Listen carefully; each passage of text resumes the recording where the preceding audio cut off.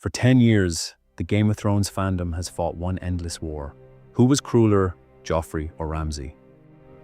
Tonight I'm going to settle it, and then I'm going to show you why both answers are wrong. Because the cruelest character in this story is one the show made sure you never really met. By the end, you'll have a ranking, a winner, and a name at the top that I suspect most of you have never seriously considered, and you'll have a standard you can use to argue with me in the comments. Because cruelty isn't the same thing as evil, and that difference changes everything. So here's the rule. Cruelty isn't simply causing suffering. It's what happens when another person's suffering becomes something you deliberately choose, enjoy, or turn into a spectacle. That distinction matters. Because Tywin Lannister can order a massacre without necessarily being a sadist. His brutality is usually an instrument.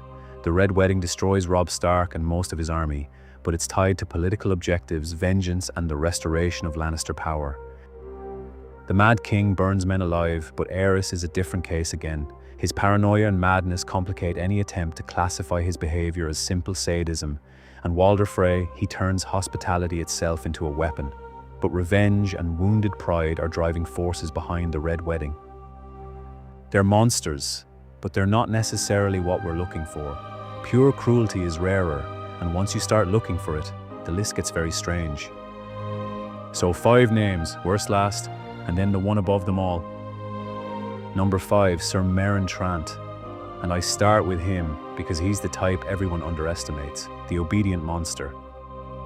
When Joffrey orders Sansa Stark beaten in front of the court, Meryn does it. He doesn't protest, he doesn't hesitate, he doesn't ask whether a Kingsguard knight should be beating a helpless girl.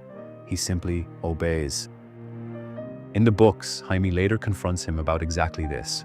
Where, Jaime asks, does it say in the vows of the Kingsguard that they are supposed to beat women and children? Meryn's answer is essentially his entire character. He was obeying the king. And that's why he belongs here. Not because he's the greatest sadist in Westeros, because he's what happens when cruelty hides behind obedience. The important distinction, though, is this. The television version gives Meryn an additional, much darker dimension in Braavos that the novels don't give him. So I'm not going to pretend those are the same character. Book Meryn is a brutal and morally cowardly enforcer. Show Meryn is considerably worse. Either way, he ranks low, because Meryn's cruelty requires permission. Take away the king's command, and much of the monster disappears behind the uniform. Remember that, because it comes back.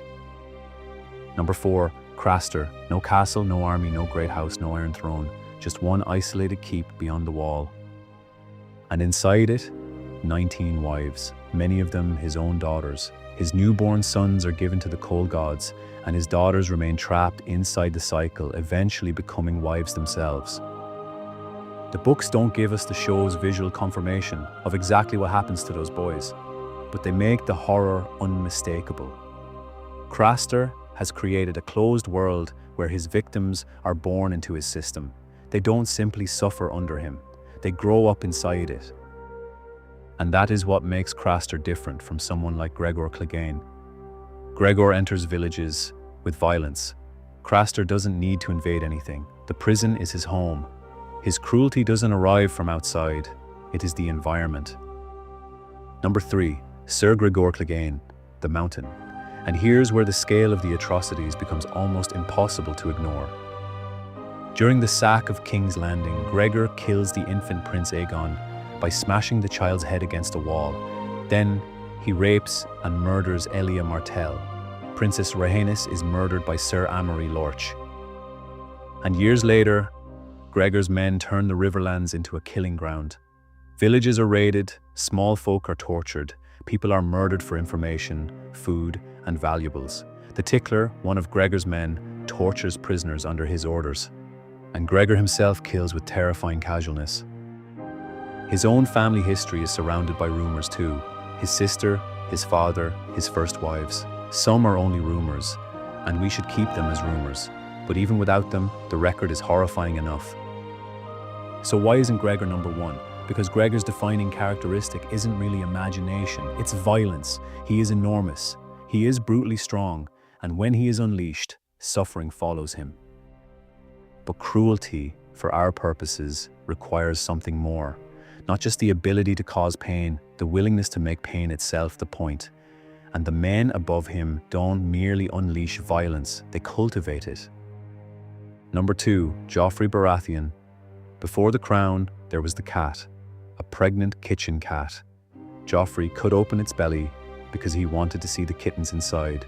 Then he showed what he'd done to Robert. Robert was so horrified that he struck his son hard enough to knock out 2 of his baby teeth.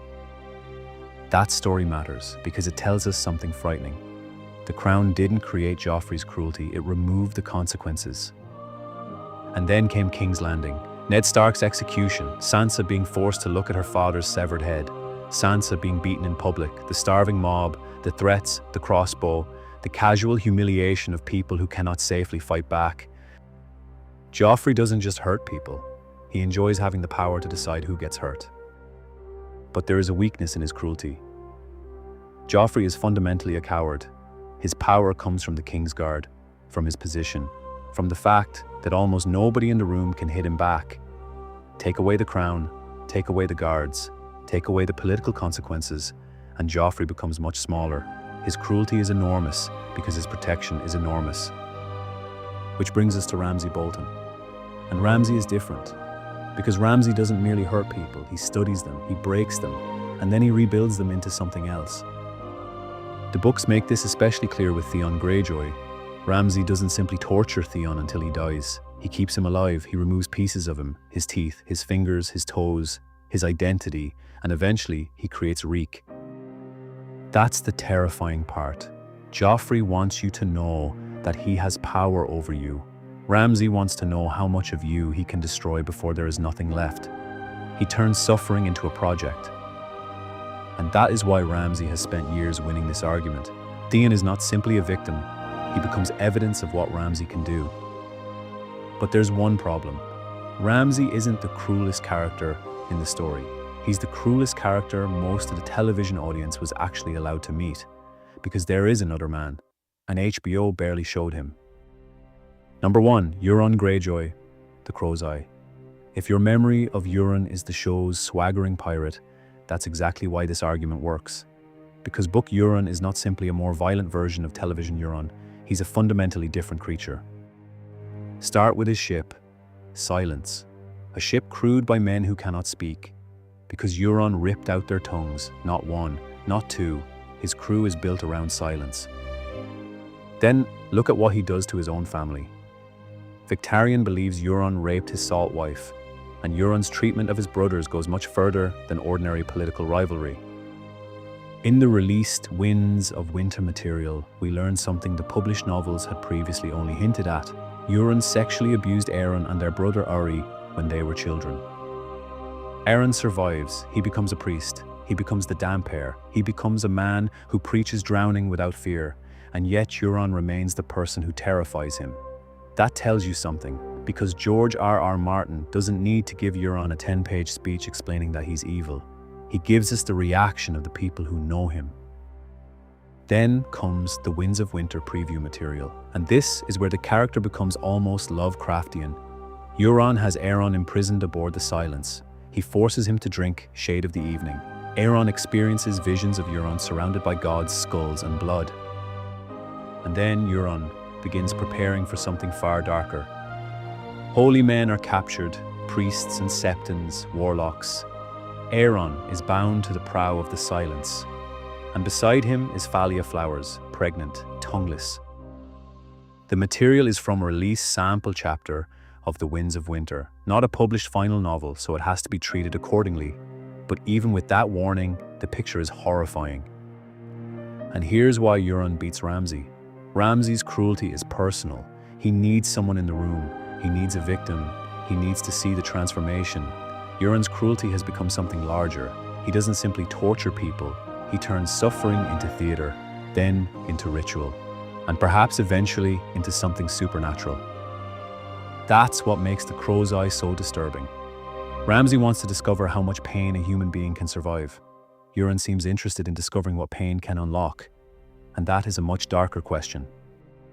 So the ranking stands. Meryn Trant, the obedient coward, Craster, The man who turned a home into a prison, Gregor Clegane, violence given human form, Joffrey, a frightened boy empowered to hurt people without consequence, Ramsay, the artist of human destruction, and above them all, Euron Greyjoy, the man whose cruelty appears to have become something closer to ritual. But there's one final problem, and it's the reason I don't want to pretend this ranking is objective, because if you apply our standard differently, the entire list changes. Cersei Lannister has a serious case. She has people tortured. She uses Qyburn's experiments to dispose of enemies, and the Blue Bard and Felice Stokeworth make her cruelty much harder to dismiss as simple political calculation. Joffrey's position is debatable too. If cruelty requires power, he drops. If cruelty can exist even when the victim is powerless to retaliate, he rises. And then there's Euron, because we still don't know exactly what George R.R. Martin has planned for him. We have published novels, we have released Winds of Winter chapters, and we have a lot of terrifying implications, but we don't have the finished story, so I won't invent one. And perhaps that's what makes The Crow's Eye the perfect number one. Not because we know everything about him, but because we don't. The show gave us a pirate. The books gave us a question. What kind of man looks at suffering and doesn't merely accept it, but turns it into a language? That's Euron Greyjoy. And if HBO had adapted that man faithfully, I don't think we'd still be arguing about whether Ramsay was the cruelest character in Game of Thrones. We'd be asking whether anyone else was even close. Another page from the Raven's Scroll awaits, and if you want the full story of the man who made number one, The Crow's Eye is getting his own video. He's earned it, in the worst possible way.